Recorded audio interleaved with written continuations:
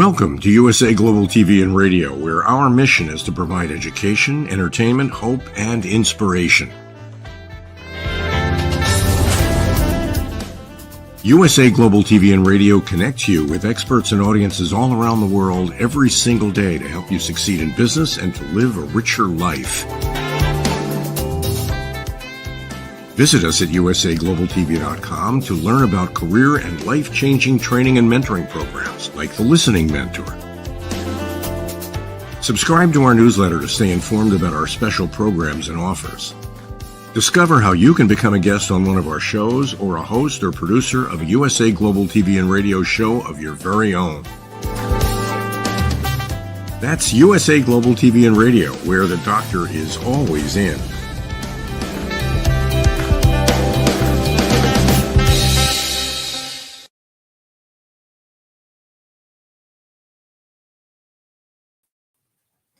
Hi, and welcome to the Persistence Payoff Show. We're here on USA Global TV and Radio. I'm your host, Kim SCHAFER. I'm the inventor of the Ring Thing, a waterproof ring holder. I'm a first-time entrepreneur and really enjoying this next phase of life. This show is focused on the quality of persistence, what it takes to persist, what are the payoffs for each of us, and those can happen in our personal lives and in our professional lives. One of the things that really interests me about persistence is that it's something that's available to all of us at any time, at any moment. If we're pursuing a dream, a goal, or even a simple task, we have the choice to whether to persist or to give up. And I'm really interested in diving into that and finding out what makes people continue and push through challenges. There's so many stories about people at the top of their game who have pushed through and persisted. I just recently heard a podcast with Hans Vestberg, who's the CEO of Verizon. He started with Ericsson in the accounting department, and his first job was checking travel expenses. And as he said in the podcast, he said he wasn't very good at it at that time. He rose through the ranks and became CEO of Ericsson, and now he's the CEO of Verizon with almost 250,000 people working for him. So he definitely pushed through a lot. There are also stories of athletes who continually stay after practice to put in the extra work to hone their craft, and scientists who continue to do their experiments over and over again and refine them until they get the answer to their questions. And I wanted to read a quote from Albert Einstein about this. So Albert Einstein said, "It's not that I'm so smart, it's just that I stay with problems longer." So I thought that was pretty inspiring. I'm interested in talking with people who have this quality of persistence and to learn from them about their hows and their whys and what lessons they can share with us. So that leads me to our guest today, and I'm just so excited to have her here. Cary.Williams has had a really interesting career as a boxer, a coach, a motivator, a fitness gear line developer, and an innovator, inventor. So I'm really interested in learning from her about her journey. As background, over the past 27 years in the boxing and fitness industry, Cary has been featured on NBC, CBS, ABC, and Fox, as well as in national publications such as Shape, Energy, Fitness, Entrepreneur, Inc., Success, FHM, USA Today, and the New York Times. Cary has even graced the cover of Muscle and Fitness Hers and appeared on the popular NBC show Fear Factor, as well on Extra and on Lifetime Network as a trainer on the show Fit to Fat to Fit, and on CNBC's Billion Dollar Buyer. Cary has contributed to numerous national publications, news shows on TV and radio. She is also a keynote speaker giving motivational speeches at venues and schools on a regular basis. In the boxing world, Cary boxed competitively in the amateurs and won the Pacific Northwest Women's Tournament before hanging up her gloves. She is now a level 4 Olympic level boxing coach with USA Boxing. Cary has trained many boxers, some of which have made it to the Olympic trial qualifying tournaments. Cary caught the attention of many when she trained and cornered a female boxer for 3 Olympic qualifying tournaments, all done without the help of an assistant coach in the corner for each fight. As a spokesperson for Everlast, Cary created a boxing class format for 24-hour group fitness called Everlast Shadowbox, and was a part of several print ad campaigns for Everlast. Cary founded the Knocking Out Obesity Tour, which stopped at 10 of the, quote, fattest cities in the nation, according to Men's Fitness. Cary conducted non-contact boxing workouts with students at 10 middle schools in the nation. In the beginning, she founded Primetime Boxing Inc. and created Primetime Boxing Club, a nonprofit organization that offers scholarship programs to pay for the training, equipment, and travel expenses of disadvantaged children. Cary grew Primetime Boxing Inc. to 4 boxing clubs in California and even started franchising in 2008. Cary has worked with thousands of young girls, teaching them boxing, but the biggest lessons they have learned from Cary is that they can be strong, smart, and successful without sacrificing their femininity. Her work with young women got her recognized by the California legislature, along with Brandi Chastain and several other women in sports, for her contribution and impact on girls' sports. Cary has taken those years of experience in the boxing, fitness, and gym world to create something unique for women in combat sports, Tussle. Tussle not only designs and creates gear specifically for girls and women, but also gloves that are the most versatile on the market. Before now, boxing gloves needed to be taken off to lift weights, get water, use a phone, etc. With an eye for innovation and a portfolio of Olympic-level boxers and everyday gym warriors, Cary created a boxing glove that will never interrupt a workout. Convenient, but with a beautiful, high-quality design. So welcome, Cary. I'm so excited to have you here. Thank you so much for having me. Wow, there's a lot of things in there. You do so much, sometimes you forget about those things. So it was nice to listen to that. Yeah, it was really impressive. I mean, it's just kind of amazing all the things that you've done and created throughout your career. Thank you. I'm wondering if we could start by just having you take us back to the beginning. Like, how did you start boxing and how did you transition from boxing into coaching? My story is a bit backwards. I think usually athletes they'll be athletes, they'll be coaches, and then they'll open a gym. And what I did is I actually opened a gym first. I kind of have always been an entrepreneur at heart since being a child. I'd pick mistletoe from trees, wrap red ribbon around it, and sell it door to door. So when I graduated college, I actually have an environmental science degree. But I did not want to work where I was working. I was working for the government out of college, and I didn't like it. And I wanted to be an entrepreneur. I wanted to own my own business, and I really wanted to know, what is it that I should be doing? What is this business that I'm going to create? And I had a friend at the time who was a boxer, and I remember that person saying that they would go to the boxing gym, and there were a lot of people who wanted to come and do boxing, but the coaches wouldn't train them because they didn't want to be fighters. So they would just kick them out and say, I don't want to train you because I'm looking to build a champion. And that's kind of the way it was back then. And I thought, well, if there are so many people coming in and wanting to learn how to box, maybe I could open a boxing gym and they can come and pay to learn how to box, but not fight. And I thought, this person here, this boxer can be my head coach because I don't know anything about boxing. And I actually hated working out. I hated PE in school.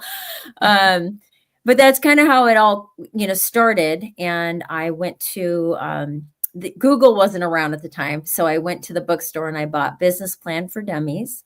And I wrote a business plan. And I went to the bank to get an SBA loan. And they gave me what they called a feel-good loan.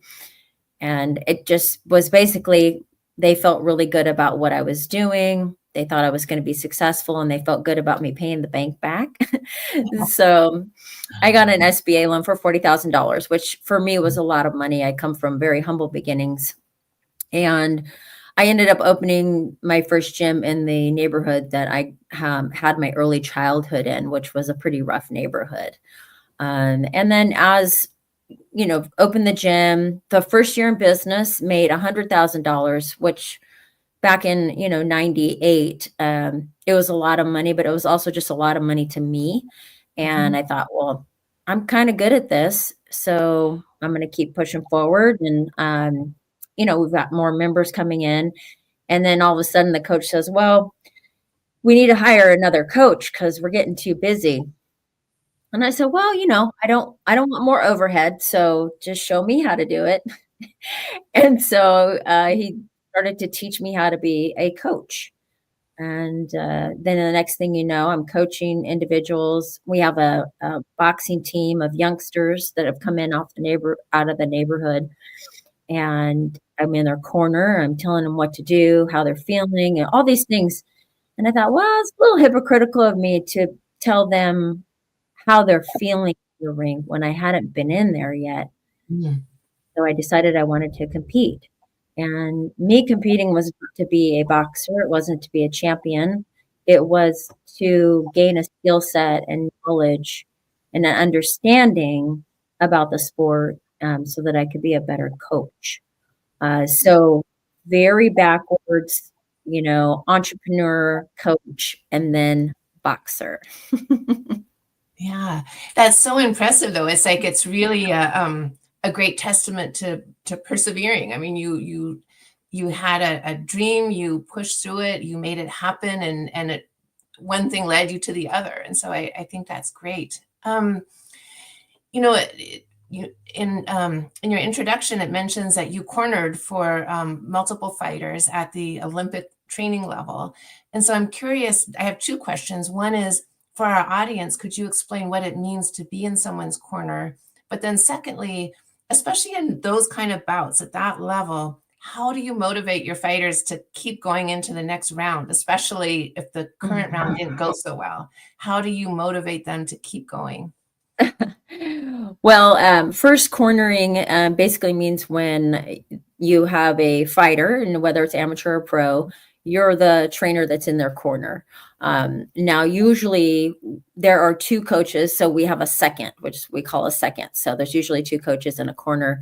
But this gal and I traveled, and we went to the trials, just her and I. And this was the first year that women were allowed to box in the Olympics. So 2012 was the year that they were allowed to box in the Olympics, which was not that long ago.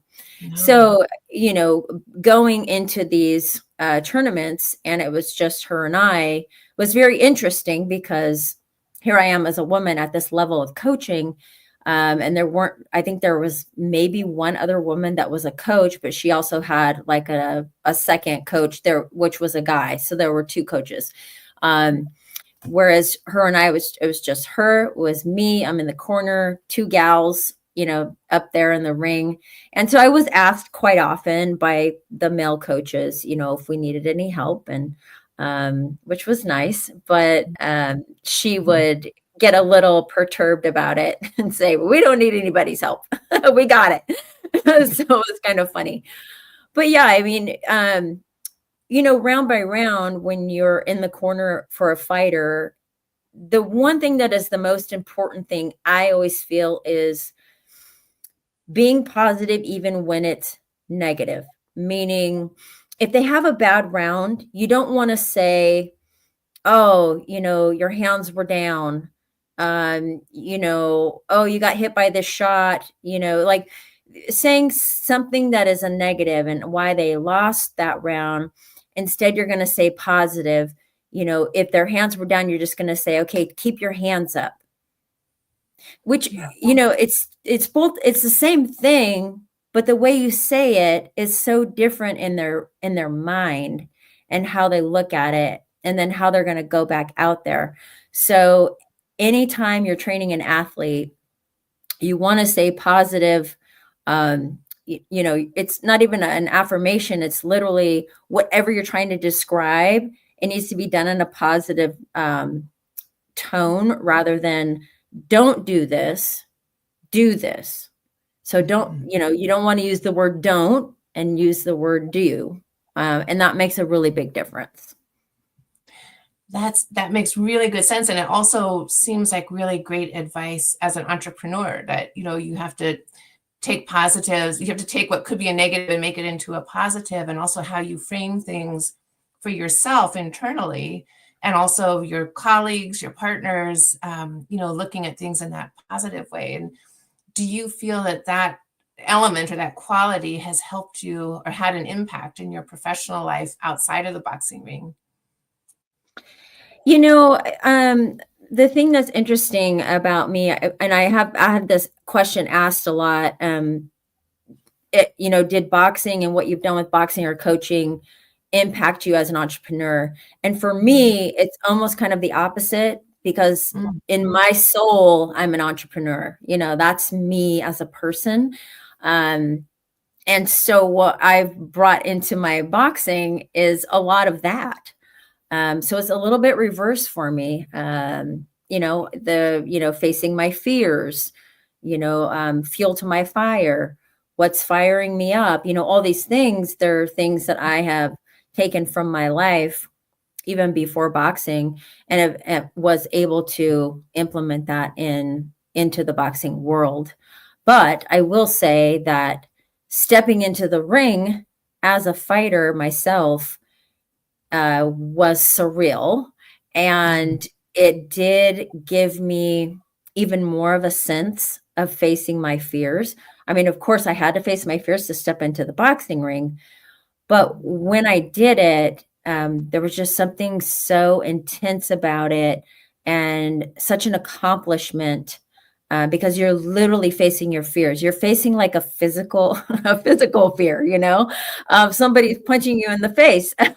So it was a little bit different. It was real. It was, it was not kind of, oh, well, face your fears. Like, I can do anything I put my mind to. It wasn't abstract. It was just right there in your face. And so I think that did help me to, become a better entrepreneur as well. Yeah, that makes sense. And then from that world, and you've gone on to develop some wide-ranging programs, the Everlast Shadow Boxing program, the Primetime Boxing Club, Knocking Out Obesity. So what led you to go into that growth phase of, I want to go out from my single gym and expand? What was that process? I think what it was is that I was successful with that single unit. And I thought, well, I could open another one in the next city. And then I could open another one. And it just dawned on me that if I had more gyms, I could touch more people. One thing about owning a gym or gyms, and training individuals, or just owning the gyms and knowing that those people who are coming to your gym are probably making life changes. Boxing is a very intimate activity. And so when a boxer is, with their coach, they tend to, all their barriers come down. A lot of times people start boxing, and I'm talking about just the average person. They don't need to be a fighter. But a lot of times they'll come into the gym because they've had something traumatic happen in their life. They could have had a divorce, a death, anything, and they're just trying to find themselves. And it might be something they always wanted to do and they were scared to do it, and now is the time. So they're coming in, and it's just really, it's life-changing for a lot of people. And then when you look at that and you're experiencing that, you go, well, if I have another gym, I can touch double the amount of people. If I have a third gym, I can touch even more people. And so that's really what drove me to grow the gym chain. And then after that, which was not in my bio, but years after that, when I just had one gym left, there's a whole story in between all that. But I decided I wanted to certify trainers to teach boxing, because I had then one gym. And I thought, well, I'm making an impact on all of these people, but what if I can train trainers to do my program, teach them how to teach boxing, then they're touching this many people, and then that next coach is touching the same amount of people. And so it was like, I could do this exponentially. And so I had created a B&B method, which is boxing and barbells, which is essentially how I came up with the innovative invention of my hybrid glove. So interesting, isn't that neat? Like how one thing leads to the other. And as you're going through these developments and these journeys, what is your own inner self-talk? How do you talk? Do you use mantras or affirmations, or what is that process internally? I don't have anything specific for a mantra, but it's, as soon as we all have negative thoughts. I mean, as soon as a negative thought comes into my head, I push it out, and I'm immediately trying to think about what have I accomplished? It could be something small, it doesn't matter, but I'm looking back at something very positive and something I overcame, because then I go, okay, it kind of keeps me going to push through, because, we all have obstacles, doesn't matter what we're doing. And so we're continually trying to push through those things. And if you can just look back at some things that you've accomplished, small or big, I think that really helps. Yeah, that makes really good sense. And so tell us what led to Tussle as a company and as your products. Was it your work in the gym and you're seeing a need, or how did that come to be? Yeah. Well, over the years of working in the gyms and training individuals, I definitely had already seen the need for this gear, but it was never a thought in my mind. It was, I'm not going to, invent a new glove. I'm not going to make gloves just for women. I was very much on the service side of the industry. I wasn't on the product side. Although, I helped Everlast with like a lot of their products when I was working with them, but it never was something that I thought about doing. And the way that this all happened was it was literally only just over a year ago. I was at a fitness convention. I was presenting, but I also had a booth for my boxing certification. And I had already filed for a patent for my hybrid gloves with that boxing certification program. And I had a booth and I was selling my program, but I had the gloves there. And a buyer from TJ Maxx approached me and asked if they could put in an order for my gloves. And I thought, wow, I could actually sell these on a bigger scale. And then it just, everything just started going through my head. And I thought, well, if I'm going to do product, I want to do it to where I can actually create product for girls and women, initially. We do have some stuff for guys, but like the whole soul of Tussle is creating gear that fits women well and also is made beautifully, because, there aren't a lot of options for us out there for combat sports gear. And so it just kind of came to mind like, well, I think I want to move into product. Also, my body was a little broken, not going to lie, about, with, all of the training I've done and even coaching. I mean, coaching is very physical. And I thought, well, I could do this. And then I don't have to be so physical anymore. I mean, I work out every day, but it's different than being a coach and a trainer. Yes. So that's how Tussle came about. And, I wanted to think of a name that it meant fighting, but it had a little bit of a feminine tone to it, kind of a cute, fun, name but also meant a scuffle. And then that was Tussle. Yeah. Oh, I like that. And now you're selling the gloves at Dick's Sporting Goods, I believe. We have a test order that went on their website just not even a week ago, and they're doing really well. And so, yeah, getting to the point of being able to do a test run on their website was a big endeavor. And it's something I've worked on since March of this year. So yeah, 8-9 months. So there's a lesson in persistence right there, because I'm sure there were moments in that process when you thought, oh man, this isn't going to happen. But yeah. A lot of times. In those moments, like what propels you to persist? Like what in those, like with Dick's Sporting Goods, in the moments when you may have thought like, I don't know about this. What kept you going through it? I just kept telling myself that if I do something every single day toward my goal of getting my gloves into Dick's Sporting Goods, eventually it's going to happen. And so every day it was something, it was always doing something to get me there. I always feel like, you can think about what you want to be doing. You can have your goal set in your mind, but if you're not doing something every single day toward the goal, then it's much harder to get there, and you may never get there. But if you do keep going, eventually you're going to get there. And if I can tell myself that eventually I'm going to get there, as long as every day I'm putting something toward it, then I'm moving in the right direction. Yeah, that is really great advice, I think, for everybody, in whatever, for all avenues that we pursue. And I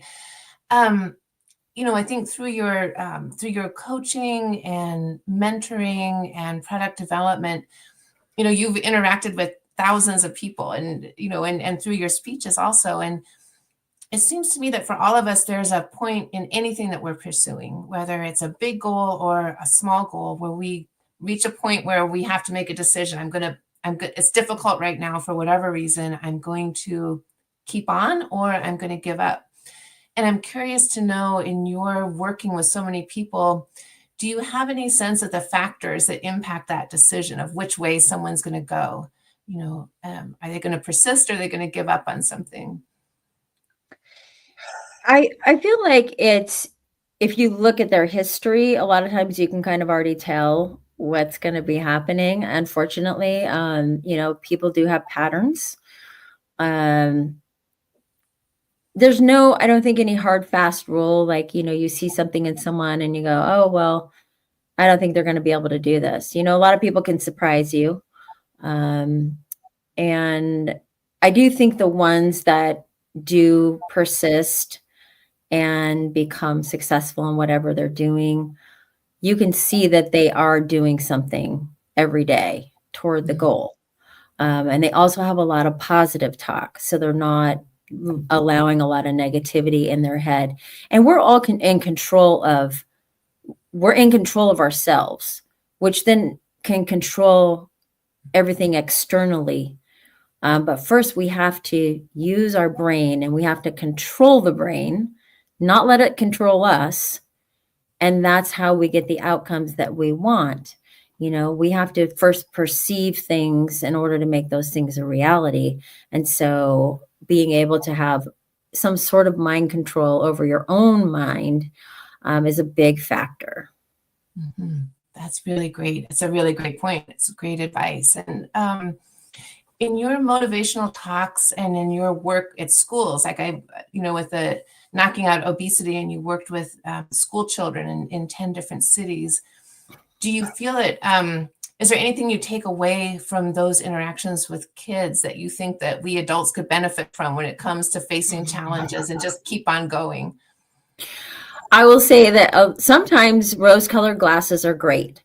And they don't have a lot of the fear that we have, because we get bombarded by so much, and we start to get really hardwired as adults as to what we're supposed to be scared of, or what have you. Where kids, they're not really like that. It's, I'm going to go and I'm going to try this, and they're very happy, and they're, smiling, and they just don't have all of the baggage that we start to get as adults. And I will say, going back to my very first gym I opened, I was 26 years old at the time, and I knew nothing about business. I didn't know anything about anything I was doing. I didn't know how to get a building. I didn't know how to do tenant improvements.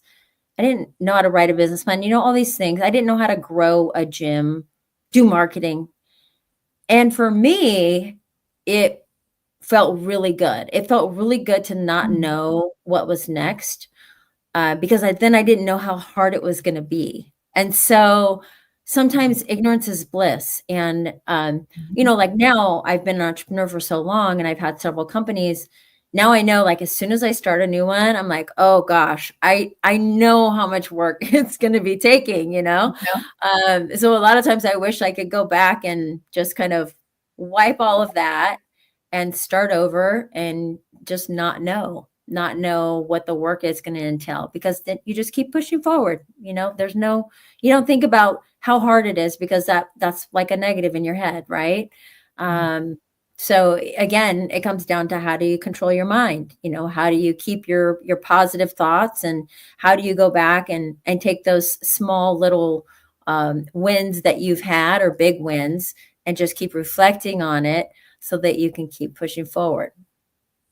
Yeah, that makes really good sense. And so now you've launched Tussle, and as a entrepreneur and inventor, I realize that there's limited things that you can say about the future and what you're working on, because you don't want to give away maybe too many secrets. But is there anything you can share about kind of what you're looking ahead to?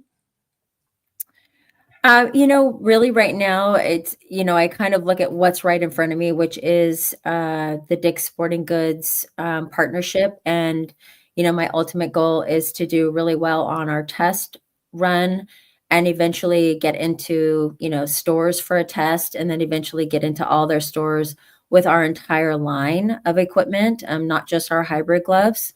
So really for me, that's my main focus. And, even though I come from the boxing world, the gear that we have is combat sports. It's fight fitness. So we have, shin guards and rashies, which is rash guards, headgears, sparring gloves, regular Velcro closure gloves. So, we're really encompassing, any of the fighters that are out there.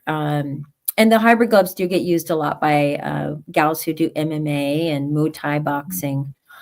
So yeah, that's, really the goal is to continue to really take care of our female fight community. And I'm sure we do have some apparel, but we'll probably be getting a little bit more into apparel in the future. So yeah, I mean, that's kind of what the future holds. I don't have any new inventions right now. So we're just going to stay steady and continue to grow. Yeah. Well, it's a really interesting time for me, at least, to be talking with you, because you are at the beginning of Tussle and getting that launched. And so it's going to be really fun just to watch that grow and see where you go with that. It's really, congratulations, first of all. Thank you. I wanted just to end with a couple of things. The first is, and some of this you've covered during our conversation, but if you were to talk to someone who's faced with a decision right now about, I'm going to give up on something or I'm going to persist through it, are there a couple of things that you would say to them?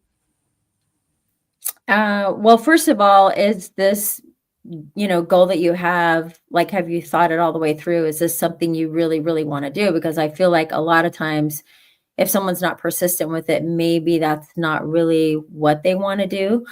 So first, I kind of looking at what is it, and is that where you want to be at? And then if that answer is yes, then again, it's, well, if you stop doing what you're doing now with all the time you've already spent on it, what if tomorrow was the breakthrough? What if tomorrow was where you reached that next level that pushes you to the next level? I feel like a lot of times there are individuals who could be very successful, and I feel like they give up right before something big happens. And I never want that to happen to me. And so that is another reason why I just continue to push every day. Yeah, that's great advice. Thank you for that. And as a quick follow-up, would you say that some of the breakthroughs that you've had, did they come as surprises to you, or were you kind of seeing them come down the pike? Or was it sort of, okay, Dick said yes, so we're in Dick's Sporting Goods? Never surprises, because every single day I'm doing something to get there. But what makes a lot of people discouraged is that when they're doing something every day, and they're not seeing any results, and it could be anything, it could be working out, doesn't matter, they tend to give up.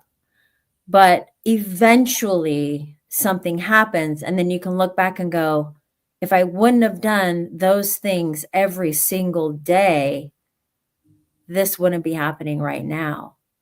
So when something happens, whether it's big or small, and it's getting me to that next level, I can look back and go, oh, well, if I wouldn't have done these things, this wouldn't be happening right now.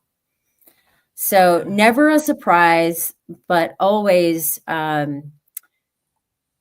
always puts a smile on my face. Yes. Yeah. Oh, that's great. Great advice. Thank you for that. And can you tell us how people can connect with you individually and also with Tussle? Yes, my social media personally is cary.williams. My middle name's Lee, so CARYLAE Williams.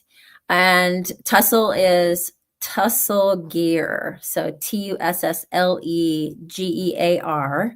And that is our Instagram. And most all of our socials all have the same name. So yeah, and once you get on any of the Instagram stuff, you're going to be able to click on the link in bio and find more information and websites and that sort of thing.